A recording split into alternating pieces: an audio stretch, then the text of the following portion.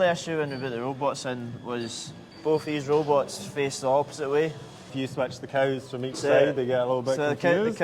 Having the robots in before the cows were doing 7,500 litres lactation. Yeah. They're up to just about 11. And we've started using wagyus. Got to ask about this slurry store. You don't see many with a roof on it. We've actually halved the amount of fertiliser we use now. We're here today up in Stirling at Gregor's farm. Would you like to tell me a bit about your farm? Well, at Norriston, we're 400 acres. Half of it's arable, half of grass. Milking 110 cows on 2 Fullwood robots. What kind of cows? So the Holstein Friesian, so not pedigree. Not pedigree, aye. But kind of cross. So, and the cows are not too big, just a nice size. It works well for our system. The milk, when I contract with Co-op. Oh, aye, fancy. So they're quite good. So it's more like a liquid milk than a manufacturing? Yeah. Right. So, and that's through Muller. But they're quite reasonable. You've been with them for a while? Been 10 years. Oh, aye. So, no, they're good. Got us doing a lot of environmental stuff and welfare, but... Like what sort of things? Just usual welfare, cleanliness of cows, getting your calving interval down, good fertility. It's just pushing you in the right direction. So aye. So do you get more inspections then if you're on like a supermarket? So get an audit every November. Right. So every year. Yeah. So Scramble to get all the paperwork together and all that. Yeah. So it's a stressful time of year, but once you actually come, they're fairly decent. Aye. And they just go around. There's a lot of paperwork, but just go around and make sure the farm is up to their standard. It's basically if someone comes out and sees a farm and then sees a Co-op farm, they know it's kind of and everyone's treated well, and it gives them a good name. Aye. But for the environmental stuff, we just planted a pile of hedges. Oh, right. Trees. Did you get out and do that yourself, or? Yeah. That would be a good workout. Aye, a good workout. Well, that's good, because you don't see many hedges being laying these days. Usually it's no, about. And it's where, for the Scottish Government, that's what I'm going to get paid with now, is trees and more hedges green and schemes and that sort of thing, aye. So they're pushing us and probably pushing us ahead just to get ahead of the game a wee bit. Aye. Which is good. And they pay it reasonably well priced as well. So. Aye, like the Co-op milk contract. Yeah. Aye. So you get a bit of a premium above everybody else? Aye, just your sort of standard? A premium. Just work it between the pile of the supermarkets and just give an average, and that's how they get their kind of pricing.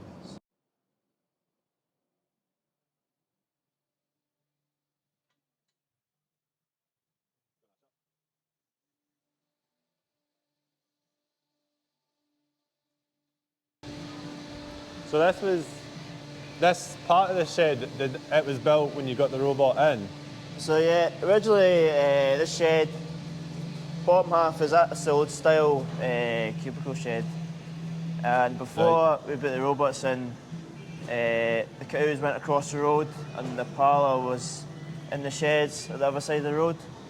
Okay, right. That's where the calves are now? That's where the calves are now. Right. It was a 6-a-side herringbone Fullwood parlour. Right. But it was a bit buggered. And it's just getting past it, and it had all its upgrades, and the cows are too big for it as well. Sometimes you could only get 5 a side. All right. So it was getting to a point where we needed to invest and look at other ways of either put a new parlour in, or at that time the milk price wasn't that great, so we were even looking at just even giving up the dairy. But just going more into the arable side? More arable and a beef side. Right, okay. So, because it was quite at the time the price was rubbish and there was a lot of fun. Is it good now, or? It's good. It's good. Better than Sustainable? it was. Sustainable, aye.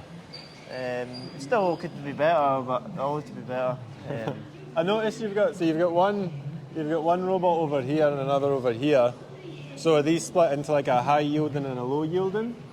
So the shed just split in one, split in two. Yeah.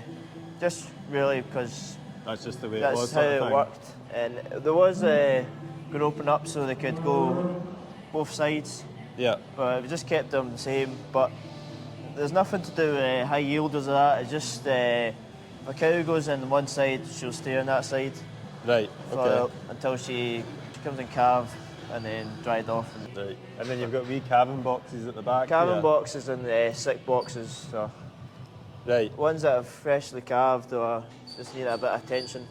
Yeah. The only issue when we put the robots in was both these robots face the opposite way. So the Okay. entrance to that robot is different to the entrance to that one. So, Oh, so if you switch the cows from each so- side, they get a little bit so confused? the cows that could come out this side and get dry, if they calve again, they have to go back in this side. Because if you put them to that side, they try going the exit gate. And basically you have to retrain them again. Right. So I never thought about that. I know we should have thought about that before we put them in, because it's. But you guys were one of sort of the earliest, certainly the earliest person I knew to have robot milkers in. Well, they've been about for a while, but before for a while it was all kind of the robots a bit older, a bit kind of a lot of air, compressed air. But these ones they came out 2014, and it's Right. all electrical, so very very silent and pretty much well up to date. Because at the time we were looking at a Lely, but Fullwood, run by McCaskey's in Stirling. Aye, so pretty much local on to a you. doorstep. So. Aye. Aye, because you don't see many blue ones, it's mostly red. It's mostly red, but these robots are pretty good. They're pretty Because you'll reliable. have had them in just shy of 10 years? 8.5. 8.5, right. 9 in July. You had any problems with them? They're pretty touch wood, pretty reliable. Aye, just the same as any sort of it's machinery, just a just machine. service it, look They after get it. serviced every 8 to 9 weeks. Okay. The McCarthy's come out and do that for Caskies you. in there at Stirling, so that's one of the main reasons we went with Fullwood, was because McCaskies are on a doorstep. They're pretty reliable. They do have the issues, and a lot of the time you can sort themselves. It's usually just a pipe kicked off, but apart from that, it's pretty good. The only phone when you're away somewhere. When you're out drunk at the pub? Yeah. Yeah. Where you've got no signal and it's been trying to phone you for the last hour. That's a problem for someone else at that point, is it not? Aye, hopefully it passes on to his mum, who deals with it after that. Yeah. And then the cows here, so they're fed on grain when they go in. Is that based on yield, or how's that done? So they get a pellet, a dairy cake pellet, and it's fed by yield. So when the cows calve, for the first 40 days, they're given a flat rate of cake. Right, Just okay. to kind of get them, so they're not getting pumped to feeding straight away. Uh-huh. And then after the 40 days, and then it goes on to a feed curve. So the amount of milk she produces, she gets more cake. It's 40 days when they sort of reach their peak, No, and then you're trying to maintain it afterwards. just or? after the calving, just to keep them kind of right after calving, and then just about 40 days is where they're kind of start peaking. Right, okay. And that's when you want the milk to keep going up and staying there for a while. Aye. And it's about 50 to 60 days, I'll start AIing them again, get them in calve. Right, aye. So do you AI most of them, or do you use like a sweeper bull? So everyone, I'll try AI everyone to start off with, and if they've got a difficult one, I've got an Angus bull in the shed next door. Right. And he's usually gets them in calve, so Right. got some backup. So, Aye. but it's sex semen, but all the cows are kind of. What is it you're sort of like, when you pick a bull, what are you looking for? What's characteristics are you trying for? Just good teats that are gonna good longevity. Yeah. These cows are gonna last. I don't want cows that are gonna milk like hell, and then they're gonna get two Aye, lactations out of them, and aye. then that's them bugger. It's a lot of money to grow them up, to get into milk, Yeah, and then be gone in 2 years, isn't it? it's about 1,500 just to get them to kind of calving. Right, Then aye. you get to calve, rear them, and then calve them. So Aye. a lot of money to. So What's your sort of, do you know your average cow age? Like, or average lactation's probably about four or five. okay. Uh, So what would your oldest be? Be the quite old. oldest one, she's I think she's 9 lactations. All right. So Great age. still trying to. She's still going strong, milking Aye. away. She's Aye. back in calves, so we'll get her another. Aye. So that's the cows I want to be. That's your ideal cow right there, Ideal your cow I want to perfect be cow. breeding off. Aye. So And then, so the calves, are you rearing your replacements here, and what do you do with the beef? so all calves. calves are reared on farm, and I'll replace. We don't buy anything in. The herd's quite a closed herd now. Right. Before we struggled to rear our own heifers just because of that many. Just because it was conventional semen. Now it's sex, so we've got a lot more heifers Yeah, coming yeah. through. So rear our own. And all the beef. So work with sex semen and work with a blue and an Angus Right. bull, and we've started using wagyu. All right. Aye. So in our wagyu scheme now, those wagyus are quite good. Yeah. Do you get a premium price for them compared to a blue or an Angus? Well, they're picked up at 2 weeks. And Okay. a boy from Dumfries picks them up and takes them away at 2 weeks. And then the blues and the Anguses will keep till about 13 months. 13 months. Okay. And then sell them in store. And they're kept on farm here. They're kept on farm, aye. Right. Is this a dry cow shed over here? Aye, yeah. We'll go have a look at that. Aye. So we're over at the dry cow shed now. How long has this been up?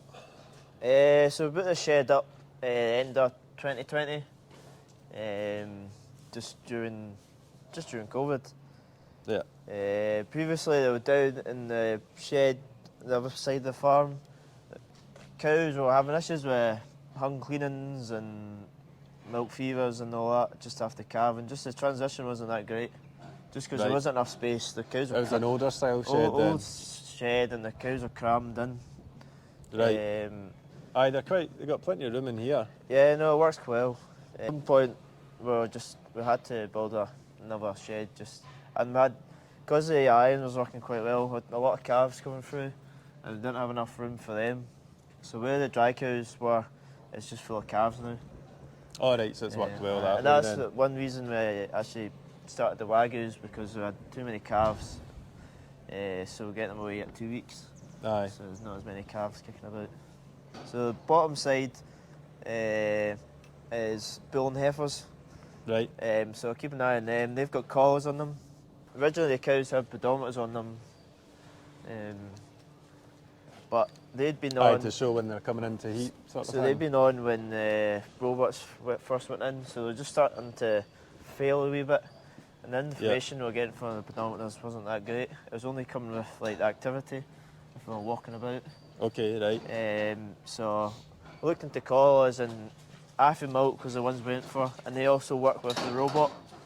Right, okay. So they work with heat detection and rumination. So they've been a great investment. It's just so in the shed, it'll tell me if cows bulling, what stage to eye them. Yeah. Best time to eye them, and also if a cow's sick, if the rumination's down and the eating's down, it'll flag up she's sick. So I'm able to see these cows earlier. Aye. You've got quite a treat bit them of early. technology incorporated in the farm then between. Aye, we've always try to keep up with the kind of technology. It's hard to keep up with at times, but And expensive. expensive. But it does pay off. It's a good investment, and we've seen the benefits already. So it's worthwhile. So in here, the heifers have got them on as well. So we're hoping to have the heifers calving at 24 months. That's what the co-op's pushing us to do. Oh, okay. It just took 24 months means that you've got them in a good circle, and in the herd early, and it's one of the main reasons co-op like that is just because it's brings the emissions down and looks good from the environmental stage. Because they're spending less time. They're spending less time before they're in milk production, sort of thing. So the sooner you get them in the herd, the better. They're making money for you. I've got to ask about this slurry store. You don't see many with a roof on it. So the slurry store went up 2021. Right. So the shed and the slurry store both came up at the kind of same time. Right. But it was well needed. That was the original one there. So it's minute compared to that one. Quite a difference in size. It was well needed because the wee one, you didn't have a lot of storage, and if it was a wet winter, you're constantly trying to empty it out. Yeah. And you don't get away with that much these days. No, it's been wet all the bloody time. So went with a 500,000 gallon tank. So looked at getting a lagoon. Yeah. But the lagoons around about here is quite rocky and it's quite a lot of digging down. Quite expensive. And also me and Dad looked into it and just thought it was quite dangerous as well. We've got a right of way in a village next door. So you might get a few missing ramblers in it. Random, you never know. You don't know what these folk end up someone going in it. Yeah. So we just thought the tank was the best way of doing it. Yeah. And then you put the roof on just to reduce the amount of rainfall going in there. Yeah, so there was a grant.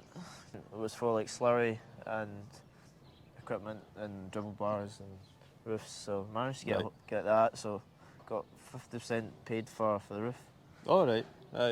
Worthwhile then. So it's meant to keep the rain out because for a while before we got the roof on it, the tank was sitting empty during the winter, and for 6 weeks it just rained constantly, and I had to pump out 10 tankloads of rainwater right. before I could put the roof in. Right, aye. Because I had to put a concrete base at the bottom of it, and it's a big oak like centre in the middle. It holds the roof up. Aye, sort of like a tent or a teepee. So, but it makes a difference in the size. The slurry is a lot more concentrated. Do you have difficulties pumping it out then? Is it too thick? No, it's not thick at all. It's not when you go up. There's not even a crust on it. Oh, okay, right. Do you use slurry bugs? No. No. Okay. So there's a lot of water comes off the silage pits and that, and the robots, a lot of water comes off them. So you still are getting. It's always quite watery anyway. Quite a liquid in there. So it's never had an issue with going too solid, but right. it just there's a lot of condensation in it, so it's always quite moist in the top. So it's not going like solid. Oh, it's keeping it wet. There's no crust on the top. Right, okay. So no, it's been a good investment as well. Nice. But and with the co-op, you get a green tick for having that. One of the environmental aspects. Look into. So. Right, what shed are we in now? So this is kind of the main grain and feed shed. So we do about just over 200 acre arable. A lot of that's malt and barley, so spring barley. Yeah. And sometimes a wee bit oats, but this year we're just going all spring barley, laureate. Just to make things a bit easier? Just make things easier. Barley's been paying pretty well the last couple of years, and it's going to be scarce this year. Just it's been a wet spring, and no one can get ploughing or no chance of getting sowed. Miserable. So it's been pretty shite. So do you work your spring barley in with a rotation with, like, say, silage fields? No, all the arable ground stays arable, and all the silage ground just stays silage. Okay.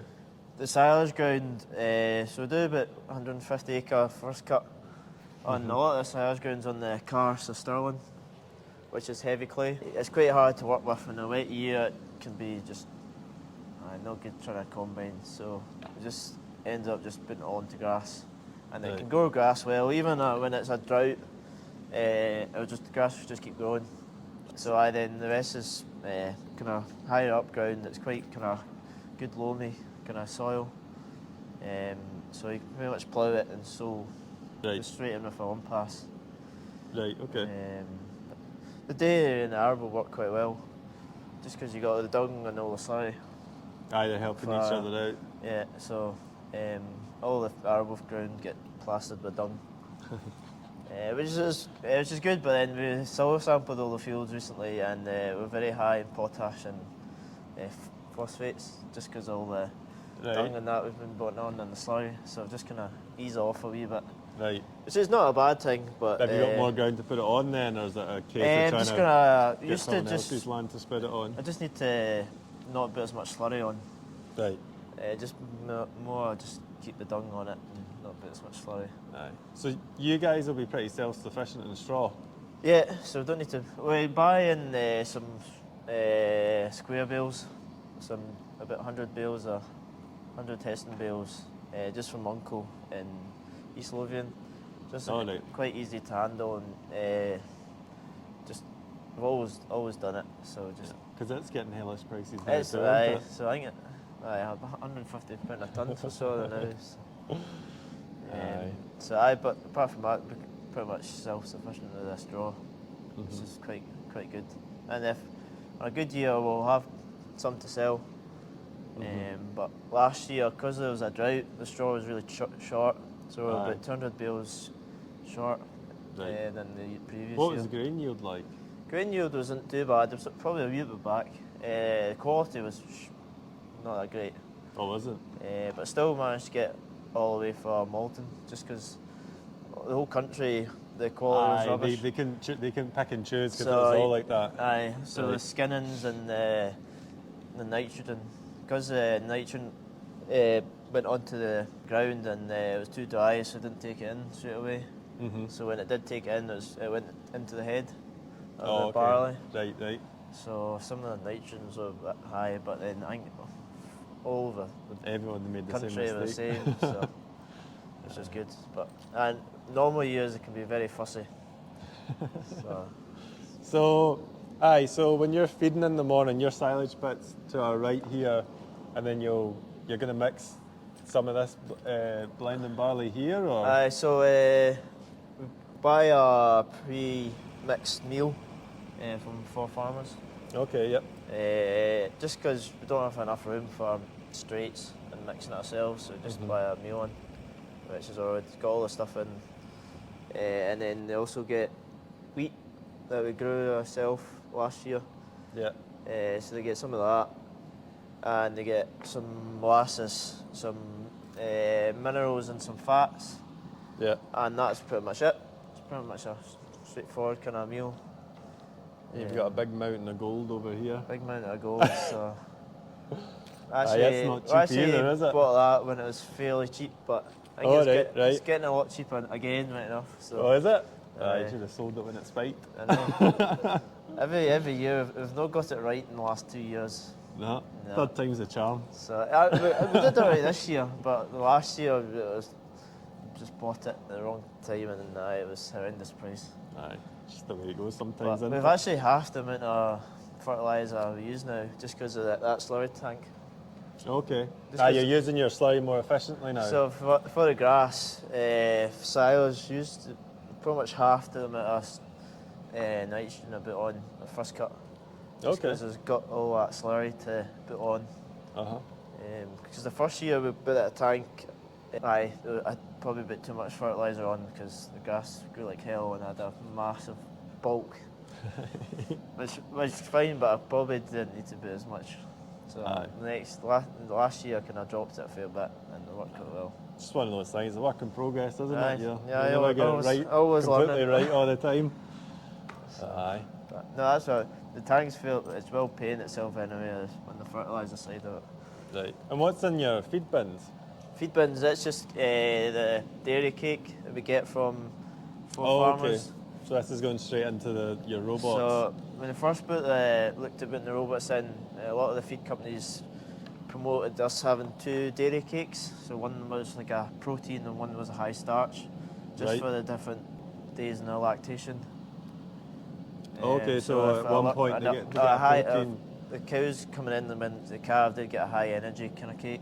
Right, okay. And then later on in the lactation they get a kind of switch over to like a more protein focused one. So it's quite I made it a bit complicated, and I don't like things complicated. I like things simple. Aye. So we actually changed nutritionist 2019 into 2020 Right. with Advanced Nutrition.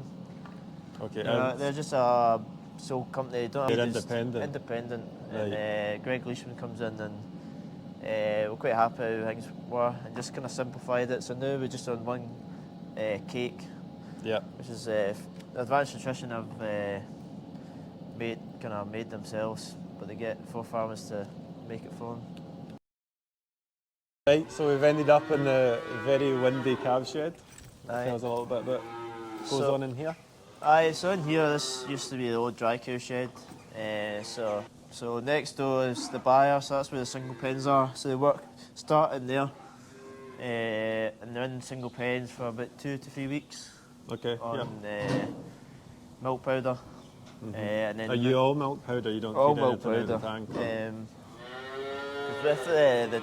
With the robot, there's not a lot of dump milk. We're pretty much touch wood. Do you have like some mastitis has went down since robots? The robot's status is, you still get the odd one. It's been human error before then. There must have been. And just because the cows are getting milked more often, Aye. in the shed you never see a cow bagged up, just because she's constantly getting milked. Aye, she can get milk when she wants to get milk. And she's not waiting Shouldn't have to wait, right. all the time. And then the calves go next into that shed over by, which we renovated. It used to be the old collecting area where the cows stand for the parlour. So renovated that last year because it had an old roof that was holes in it and it was damp. So we used to have calves in it, and then we had to stop using it because the calves was getting pneumonia, coxswain. It was just Nightmare. a hellish. Because there used to be a big breeze block wall along the side as well, and it was a damn horrible shed. So we spent a bit of money, got it renovated, and took the wall out, and new roof, and it's made a hell of a difference. So able to use it for calves again. So then the weaned off calves come here. So they're weaned off about 8 to 9 weeks, and then go into a rough mix that with a high protein pellet that's mixed in with barley and molasses. Right. So they're on that all the way through. They're on straw on that all the way through to about 6-7 months, even 8-9 months. Used to feed them hay, and they just used to get a big belly. Just fill up belly on hay. calves, aye. Right. So they get about 3 kilo of that mix a day. So you said at 9 months is when you sort of stop on We're a wean straw them, and they'll probably concentrate go diet? into a silage diet. Okay. Um, Would they go outside at that sort of age then? So these ones here, they would probably go out if it came right. And it Aye, dried once up. the weather improves, just Aye, because they- it's the winter or Yeah. time now. And just because we've got the straw, luckily we've got the straw to use, and the straw is quite good for the roughness in their diet. It's quite good for developing the rumen. Yeah. So when it comes to going into the dairy herd, they've got a good rumen for producing milk. Yeah. So. Nice. And then what sort of age are you? So are you AI them first? So the black and whites will take them to about. We'll keep putting them on a silage barley diet, and they'll be on that right through to get AI'd about 13 to 14 months, and that should hopefully be calving about 24 months. And then is that to bull sire or a dairy sire? Dairy, so try AI them first with a sex semen, Yeah. and if not, try a wagyu, and if that's not successful, then the Angus bull. Is your wagyu semen more expensive than just like a typical Angus or No, semen? wagyu semen is just as Just comparable. just the same as blues and Angus's. Yeah. But you need to sign up to the Warrendale to get their kind of good bulls. 'Cause I think for a while, okay. So they can buy them back. for a while the wagyu semen wasn't that great. But I think it's really because the first kind of batch of cows I eyed with the wagyu didn't hold that well. Right. So I kind of lost confidence and just didn't use it for a while. Aye. And then, so I had to just kept to the blues and Angus's, and then eventually I tried it again and they started holding. So So you're happy with So it again? happy again. Nice. So in here, this is an old byre. So this is where the calves come straight from the calving pen. So they come in here, the single pens, for about 2 or 3 weeks on the skim-based milk powder. Recently changed from a whey-based to skim, just to see, and the calves have got a lot more energy about them, dance about a lot more. So that's gone from the Whey to skim. whey to It's meant skim. to have a lot more energy. So that's more expensive, It's isn't it? slightly more expensive, but Right. before, because I've got all these wagyus going away, we've got less calves, so maybe it's worth paying a wee bit Looking more after them a bit more. to the ones we've got. Aye.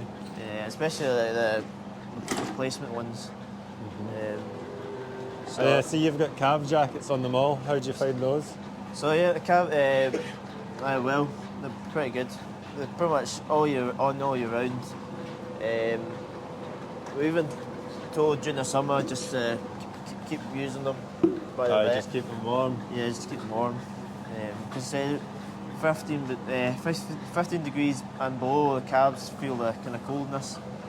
So Okay, just right. keep them on. So at night, if it's going to be low temperature as well, Just still keep have them them on, aye.